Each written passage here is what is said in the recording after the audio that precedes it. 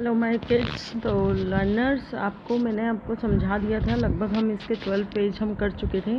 तो यहाँ पर मैंने छोड़ा था, यहाँ पर क्या है, आपको चिकपी और मेज को हमने क्या किया है, कुछ टाइम तक 2 और 3 डेज़ तक लगातार हमने उसको पानी में भिगो के रखा। उसके बाद क्या होगा कि रूट्स जो यहाँ पर आप देख रहे हो, ये ग्रीन ग्रीन इस तरह की थोड़ी सी उसके अंदर पौधा सा निकलने शुरू हो जाएगा।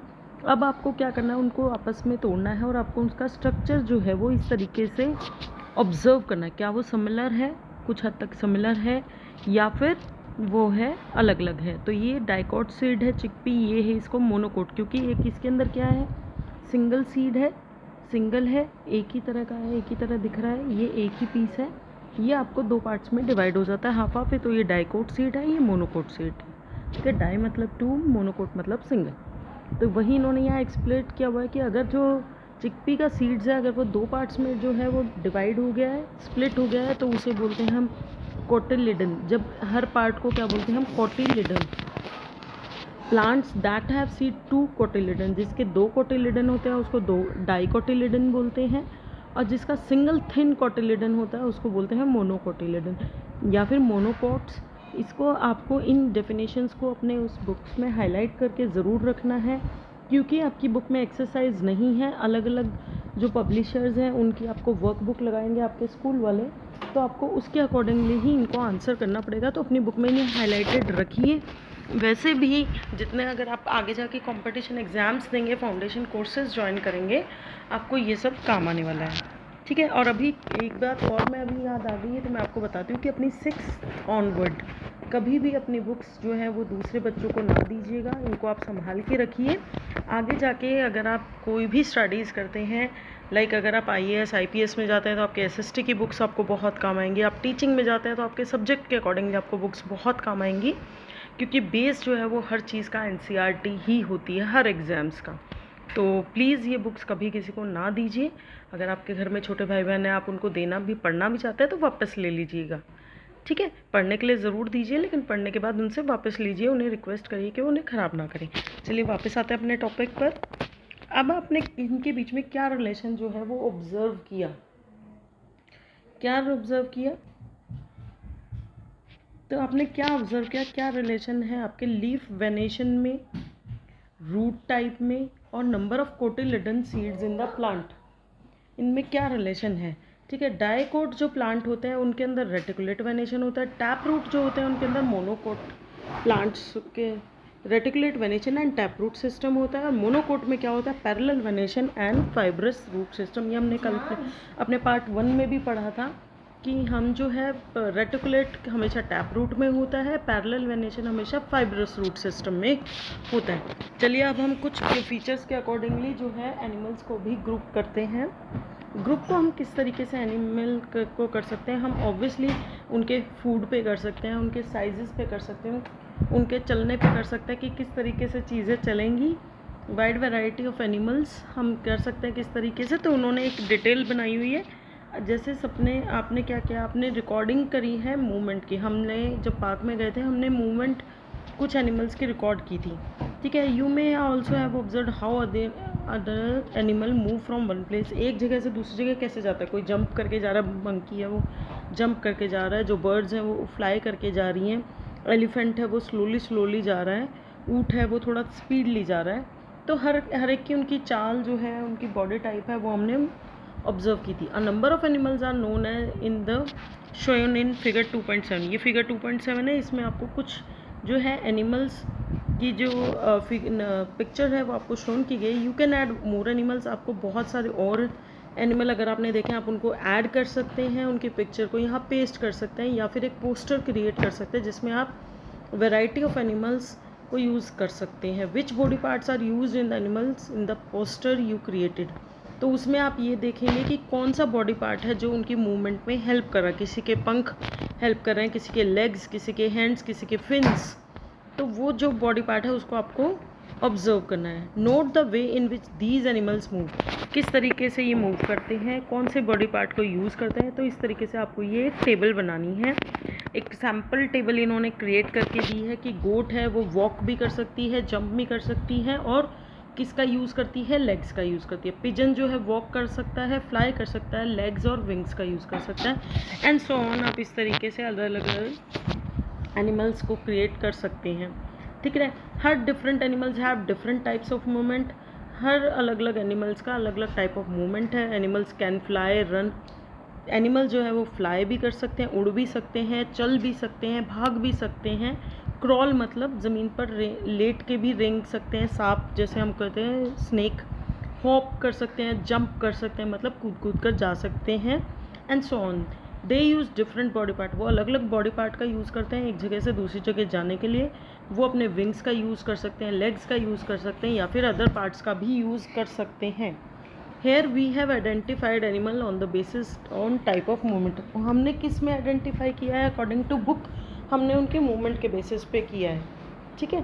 बट हम उनको अलग अलग तरीके से भी कर सकते हैं। Additionally many animals differ from each other in shape size, हम उनको शेप और साइज़ के अकॉर्डिंगली भी कर सकते हैं, ठीक है।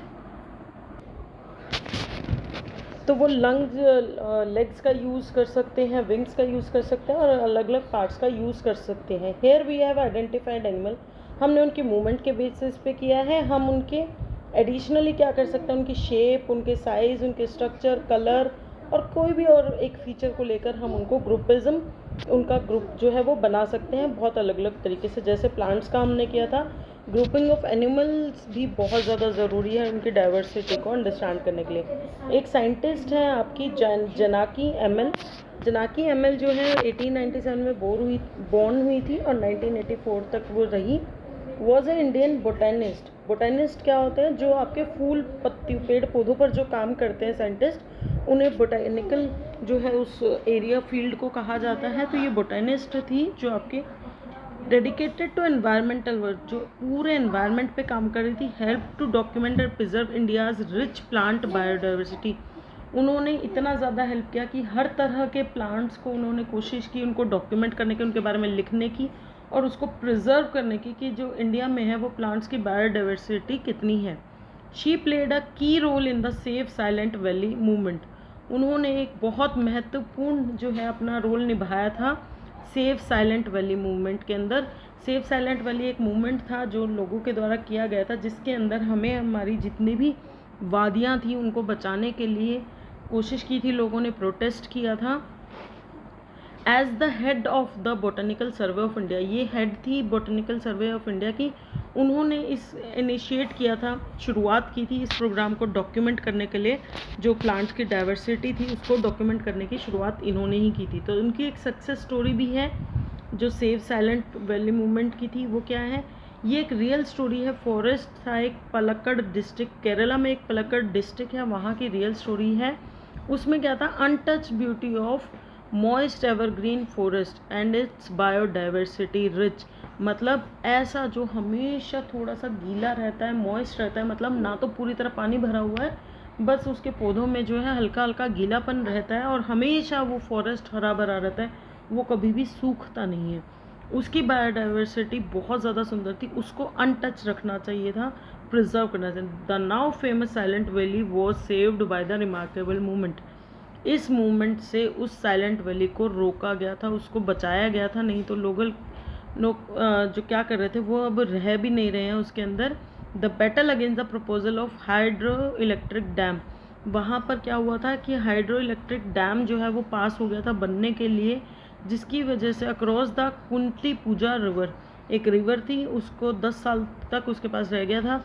तो एट दैट टाइम पीपल क्या करते थे, सारे अवेलेबल जितनी भी चीज़ें उनके पास अवेलेबल थी उन चीज़ों से उन्होंने इनको यूज़ करते हुए अवेयरनेस प्रोग्राम चलाए, लेटर लिखे एडिटर्स को, आर्टिकल लिखे, न्यूज़पेपर में लिखे, ताकि जो है कोर्ट जो है उनके ऑर्डर को कैंसिल कर सके, जो बनाने को उनको पास कर दिया था उनका कि आपको एक हाइड्रो इलेक्ट्रिक डैम बनाना है, उसको रोक सकें या किसी और जगह पर बना सके, ताकि जो रिवर है साइलेंट वैली वो प्रिजर्व रह सके।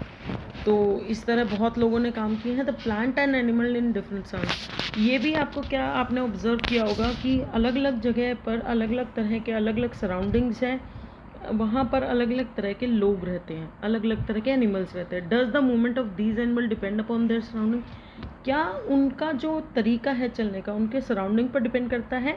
जैसे लेट अस कंसीडर फिश और गोट। फिश जो है वो पानी में रहती है, तो उसकी एक स्ट्रीम लाइन बॉडीज़ है, फिन्स हैं, जो ये फिन्स होते हैं इसकी वजह से वो मूव करती है। जबकि जो बकरी है वो घास में रहती है और वो अपने लेग से मूव करती है, और उनकी साइज़ और शेप भी काफ़ी जो है वो अलग है। ठीक है, अब इन्होंने एक और एक्टिविटी टेबल बनवाई है, रिक्रिएट अ सिमिलर टेबल, जो आपने बनाई थी बोर्ड पर 2.6 में, उसी तरह की एक और टेबल बनानी है जहाँ पर आपको प्लांट एंड एनिमल्स को करना है, जहाँ पर आपको वही लिखना है जो आपने टेबल बनाई थी, उसी को यूज़ करना है, वही सेम टेबल है, मतलब वही प्लांट एंड एनिमल्स का नाम आपने लिखा था जो आपके क्लासमेट्स ने लिखा था, उनमें से आपने अब किस तरीके से वो करना है, जो थोड़ा सा मैनिपुलेट करना है कि जो आपने अब आपको लिखना है कि एनिमल जो है डेजर्ट में कौन कौन से मिलते हैं, माउंटेन पर कौन कौन से मिलते हैं, ओशन में कौन से मिलते हैं, फॉरेस्ट में कौन से एनिमल्स मिलते हैं, और कोई और अदर रीज़न आपको पता है तो वहाँ पर कौन कौन से मिलते हैं। तो उसी टेबल को थोड़ा सा मॉडिफाई करना है जो हमने पहले बनाई थी। अब आपकी प्लांट्स के बारे में, प्लांट्स और एनिमल दोनों के बारे में हम इसमें पढ़ रहे हैं, तो अलग अलग रीजन में जो प्लांट मिलते हैं उनके अंदर क्या ऑब्जर्वेशन आपने देखा होगा। प्लांट एंड एनिमल जो एक तरह के रीजन में मिलते हैं वो दूसरे तरह रीजन से अलग होते हैं। जैसे अगर हम देखें पहाड़ों पर जाएं तो पहाड़ों पर आपको लंबे लंबे ट्रीज़ और घने वृक्ष मिलेंगे, लेकिन वहीं हम क्या करेंगे, इधर है अपने एरिया में जाएंगे तो छोटे छोटे प्लांट्स मिलेंगे, इतने बड़े बड़े नहीं मिलेंगे, ग्रीन नहीं मिलेंगे। During a discussion in the class में एलेक्स ने क्या बोला, उसने कैक्टस को देखा था जो बहुत मोटी और फ्लैशी स्टेम थी, जिसकी जहाँ पर वो कहाँ मिलती है, उसको राजस्थान में मिलती है। लेकिन माया ने बताया कि उसने देवदार ट्री देखा था हिमालयाज़ में, इतने बड़े बड़े जो देवदार ट्री है वो उसने हिमालय में देखा। उसने देखा कि छोटा सा कैक्टस है, उसकी इतनी मोटी जो है वो स्टेम है, और उसको अगर आप काटोगे तो उसके अंदर फ्लशी, मतलब उसके अंदर सॉलिड है, वो ऐसा नहीं है कि अंदर से खोखली है, उसके अंदर जो है उसका स्टफ भरा हुआ है, फिल्ड है। ये जो ट्री हैं वो कॉनिकल शेप में होते हैं, कोन की शेप में होते हैं, फ्लेक्सिबल होते हैं और झुक सकते हैं, इजीली स्लोपिंग होते हैं। तो इन दोनों प्लांट्स को दोनों अलग अलग रीजन में है, इनको ऑब्जर्व करिए ऐसा क्यों है। ये ही है हमारी biodiversity of region way vary to another, क्योंकि बायोडाइवर्सिटी हर जगह का, फूड, वाटर, सॉइल, पानी, हर चीज़ में जो है हमारे यहाँ डाइवर्स है इंडिया में, तो यही है उसका reason. There is a very little water, desert में बहुत कम वाटर होता है, तो हॉट जो है गर्मियों के दौरान और ज़्यादा गर्म हो जाता है, और जबकि ठंडा होता है वो नाइट में। देयरफॉर वहाँ पर आपको इस तरीके प्लांट एंड एनिमल मिलेंगे जो क्या कर सके, गर्मी को सहन कर सके, रात को सर्दी, जो बहुत हॉट कंडीशन में और रात को ठंडी कंडीशंस में सर्वाइव कर सके।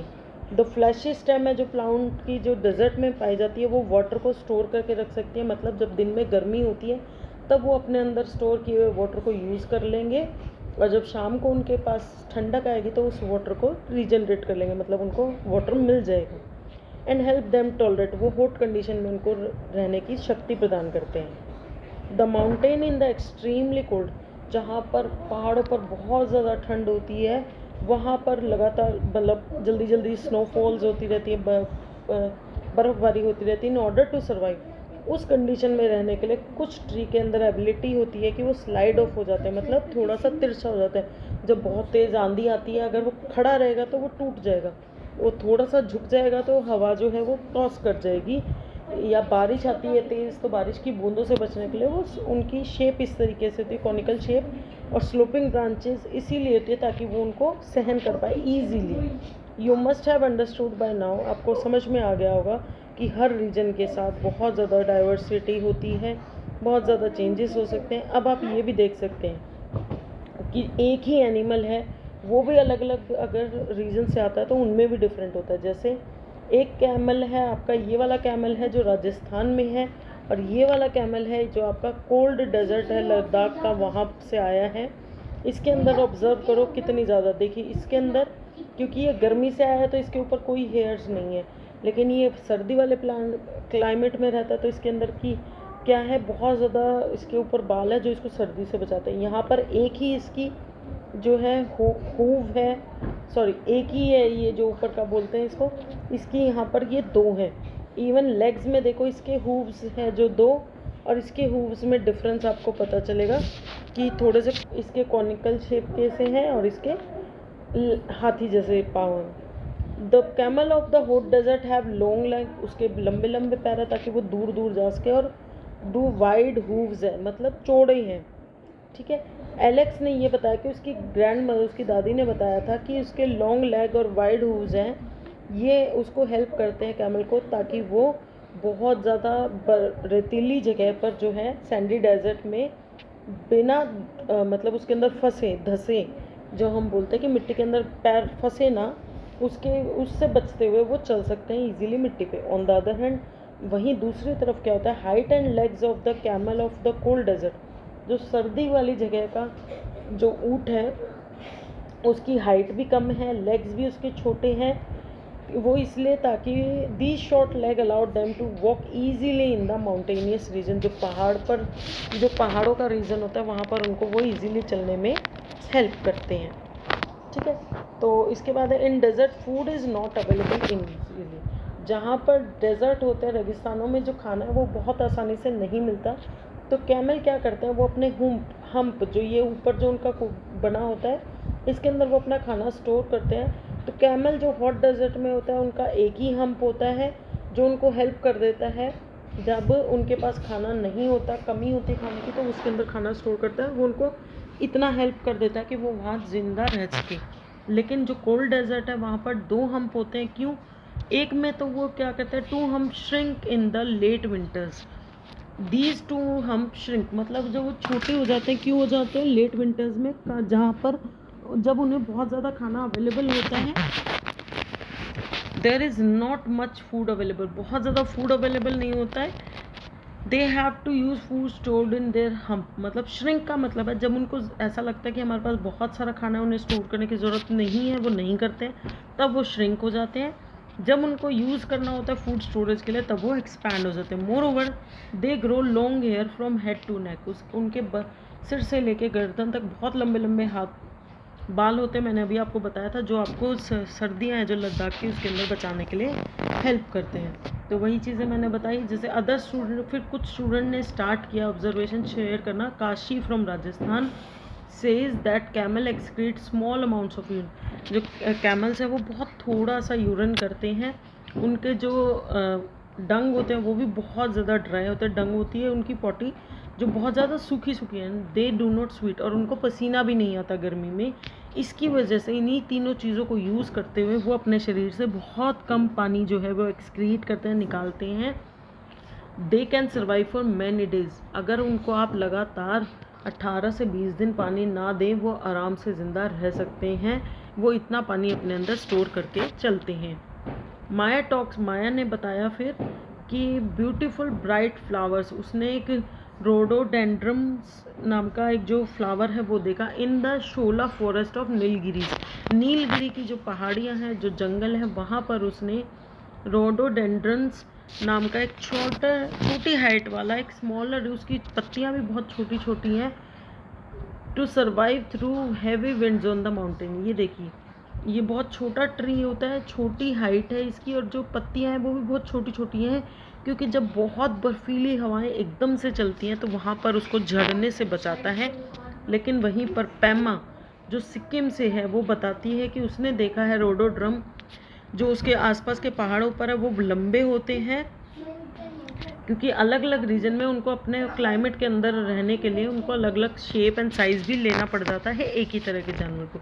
तो सागर बताता है कि उसका जो क्लासमेट है वो अंडमान निकोबार गया था एक स्पेशल इवेंट के लिए, वहाँ पर उसने एक बहुत बड़ी वेल देखी और कलरफुल फ़िश देखी ओशियन में। तब उसके फादर ने बताया कि स्ट्रीमलाइन बॉडी है जो फ़िश की, जो एक तरह की बॉडी है फ़िश की, वो उसको पानी में तैरने में हेल्प करती है। तो अलग अलग रीजन, पर्टिकुलर रीजन में रहने वाले हर जानवर की एक स्पेशल फीचर होती है जो उसको वहाँ पर जिंदा रहने के लिए हेल्प करती है। दी special feature that enable plant and animal, जो एक जगह पर रहने के लिए उनको हेल्प करती है, इस चीज़ को हम बोलते हैं अडप्टेशन। इस फीचर को जो वहाँ पर रहने के लिए उसको अलाउ करती है प्रॉपरली अडप्टेशन कहते हैं। The shape of the deodar tree and the height of the rhododendron, ये उनकी एडप्शन है कि जिस तरह का उनका रीजन होता है उसी तरह उनकी हाइट जो है छोटी और बड़ी होती है, बाल होते हैं, पत्तियाँ छोटी होती है, तो ये उनके रहने के लिए उनकी तरीका है वो, उसे कहते हैं अडप्टेशन। द प्लेस जहाँ पर एनिमल्स और प्लांट मिलते हैं उसे बोलते हैं habitat. The place where plant and जहाँ वो रहते हैं उसको बोलते हैं हैबिटेट। जैसे for example habitat of a sea turtle, जो समुद्र का जो टर्टल होता है उसका हैबिटेट है सी या ओशन, वो वहीं रह सकता है। उसे आप घर ला के बाल्टी में रखेंगे तो वो वहाँ नहीं रह पाएगा, उसे वही समुद्र का खारे पानी में ही रहने की आदत है। The habitat of a camel, जो कैमल है वो सिर्फ हॉट और कोल्ड डेजर्ट में ही रह सकता है। अगर आप उसको एक ग्रास वाले एरिया में ले आओगे हमेशा के लिए तो वो वहाँ सर्वाइव नहीं कर पाएगा। द हैबिटेट ऑफ रोडोडेंड्रन की माउंटेन है, वो प्लांट जो है हमेशा माउंटेन में ही होगा वो ट्री। हैबिटेट ऑफ प्लांट और एनिमल्स, उनको खाना देते हैं, वो किस तरीके से रहते हैं, वो वहीं से खाना ले पाते हैं, वहीं से वाटर, एयर और शेल्टर ले पाते हैं, जो भी उनकी ज़िंदा रहने की उनकी ज़रूरतें हैं। हर many types of plant and animals में शेयर सेम हैबिटेट, बहुत सारी तरह के प्लांट और एनिमल हैं, एक ही तरह का हैबिटेट वो है आपस में शेयर कर सकते हैं। तो हैबिटेट हमारे लिए बहुत ज़्यादा इम्पॉर्टेंट है। इसके बाद इन्होंने एक साइंटिस्ट के बारे में बताया हुआ है, ये हैं आपके सलीम अली। सलीम अली क्या है, उन्होंने ट्रैवल्ड अक्रॉस इंडिया, बहुत पूरे इंडिया में काफ़ी सारे इंडिया की जगह उन्होंने देखा था, क्या करने के लिए, डाइवर्सिटी को, जो बर्ड्स हैं, इन्होंने बर्ड्स के ऊपर काम किया था, तो बर्ड्स की डाइवर्सिटी को ऑब्जर्व करने के लिए इन्होंने किया था। He prepared a list of bird, उन्होंने बर्ड्स की एक लिस्ट बनाई थी, उनके डॉक्यूमेंट किया था उनका ट्रैवल रूट के अकॉर्डिंगली कि वो किस तरह के हैबिटेट में रहते हैं, किस तरह का खाना खा सकते हैं, क्या रीजन है उनका, ये सब इन्होंने जो है वो प्रिजर्व किया था। उन्होंने 10 बुक लिखी हैं लगभग बर्ड्स के बारे में। ही रेफर टू, उन्हें हम बोलते हैं बर्ड मैन ऑफ इंडिया, उन्हें क्या बोला जाता है, बर्ड मैन ऑफ इंडिया। और 1976 में उनको पद्म विभूषण अवार्ड भी मिला था। What are the different ways in which, अब बहुत सारे और क्या क्या वेज हो सकते हैं जहाँ पर अब ऐसे कुछ जानवर होते हैं जो दोनों तरीके से रहते हैं। The plant and animal that live on the land are said to live in terrestrial habitat, मतलब फॉरेस्ट, डेजर्ट, ग्रासलैंड, जो भी ज़मीन पे रहते हैं उन्हें बोलते हैं टेरेस्ट्रियल हैबिटेट्स। जो आपके पानी में रहते हैं उन्हें बोलते हैं एक्वेटिक हैबिटेट, और जो आपके वाटर और लैंड दोनों में रह सकते हैं उन्हें बोलते हैं एम्फीबियंस। क्या बोलते हैं उनको, amphibians. What would happen if the habitat, अगर प्लांट और एनिमल का एक हैबिटेट है उसको डैमेज कर दिया जाए, सपोज अगर गोट है, जो गोट को ग्रास ही ना मिले खाने के लिए, और फिश को पानी ना मिले, तो क्या वो सर्वाइव कर पाएंगे, वो नहीं कर पाएंगे, वो मर जाएंगे। चेक विद योर पेरेंट्स, अपने पेरेंट्स, ग्रैंड पेरेंट, नेबर से बात कीजिए उन सब के बारे में, एनिमल्स, प्लांट्स के बारे में जो उन्होंने बचपन में अपने देखी हैं लेकिन उनको अब नहीं दिखाई देती हैं, जिससे आपको पता चलेगा कि क्यों वो गायब हो गई हैं, क्योंकि उनका हैबिटेट जो है वो ख़त्म हो गया है, उनके घर जो है वो छिन गए, उनका खाना छिन गया, तो वही सब आपको वहाँ से पता चलेगा। अब जैसे बंगाल टाइगर, चीता और ग्रेट इंडियन बस्टर्ड, आपने देखा होगा कि क्यों जो है बंगाल टाइगर कम होते जा रहे हैं, क्यों चीते जो है इंडिया में कम होते जा रहे हैं। ये देखिए ना, ग्रेट इंडियन बस्टर्ड है ये, क्योंकि ह्यूमंस ने क्या किया है, इनके जंगलों को ख़त्म करना शुरू कर दिया था, इनका जो घर है वो ही नहीं बचा था, इसलिए ये धीरे धीरे मरते गए, और क्या हुआ, इनका जो नेचुरल हैबिटेट है वो ख़त्म होता गया। इसीलिए गवर्नमेंट ने क्या किया है, 1973 में एक टाइगर के लिए सेव टाइगर का प्रोजेक्ट चलाया था। सेव टाइगर 2022 में चलाया गया था चीता के लिए, 1973 में टाइगर के लिए। इनको क्या किया गया था, हर जगह पर इनके लिए स्पेशल उतना ही बड़ा, काफ़ी बड़े एरिया में इनके लिए सेम हैबिटेट बनाया गया, ताकि ये इजीली रह पाए, इनको सुरक्षा दी, ताकि जितनी गिनती बची है वो एज इट इज़ बच पाए। ट्रेडिशनली तो क्या किया था, पहले फॉरेस्ट को सेव किया था, मतलब अनडिस्टर्ब्ड पैचेस ऑफ फॉरेस्ट, कुछ छोटे छोटे जो अनडिस्टर्ब, मतलब हमने छोटी छोटी जगह पर जहाँ फॉरेस्ट है उनको छेड़ना ही ज़रूरी नहीं समझा, उनके जो साइजेस है वो छोटे से बड़े हो सकते हैं। Sacred groves are found all over India, हर जगह मिलेंगे ऐसे छोटी छोटी जगह जहाँ पर कोई नहीं जाता, कोई टच नहीं करता। There are home to different kind of plant and animal. वो अलग अलग तरह के प्लांट एंड एनिमल्स के घर हैं, इंक्लूडिंग न्यूमरस मेडिकल प्लांट, जिसके अंदर बहुत सारी मेडिकल प्रॉपर्टीज़ होती है। जैसे तुलसी है, हर घर में मिलती है, तो उससे हमारी बहुत सारी चीज़ें क्योर होती हैं। तो ये होता है, इन्होंने ये लोकल कम्युनिटी ने उनको रक्षा की, और कोई भी इस अलाउड नहीं था किसी को भी उन एनिमल्स को हार्म करना जो वहाँ पर रह रहे हैं, या फिर उन ग्रूव्स में जो पेड़ हैं उनको काटने का, मतलब उसमें जाके कोई भी डिस्टर्बेंस करने का किसी को अलाउड ही नहीं था। अब इसके अंदर आपने कुछ कीवर्ड्स सीखे हैं, ये सारे कीवर्ड्स इन्होंने यहाँ दे रखे हैं। आपने कोई ये सारे कीवर्ड एक बार दोबारा चैप्टर ख़त्म होने से पहले सारे डिस्कस करने हैं, हमने कर दिए हैं। ये समरी दी हुई है जो भी हमने चैप्टर में पढ़ा है। अपनी लर्निंग को इन्हांस करने के लिए इन्होंने कुछ एक्टिविटी दी है कि आपको एक वीट और जो आपके राजमा होते हैं इसके अंदर क्या क्या डिफरेंस है, क्या इनकी लीफ एनेशन है, इसके बारे में पता करिए। ये कुछ एक्टिविटीज़ हैं, ये आप कर लीजिएगा, आपकी मैम कराएंगे। ये आपके क्वेश्चंस कह सकते हो, या फिर लर्निंग फर्दर आपको ये बहुत सारी चीज़ें दी हुई हैं कि आपको प्रोजेक्ट टाइगर के बारे में पढ़ना है, प्लांट में जो स्कूल में प्लांट्स हैं उनको लेबल कीजिए। आई होप आपको समझ में आएगा मेरा chapter. Thanks for watching. I will share all the chapters explanation soon.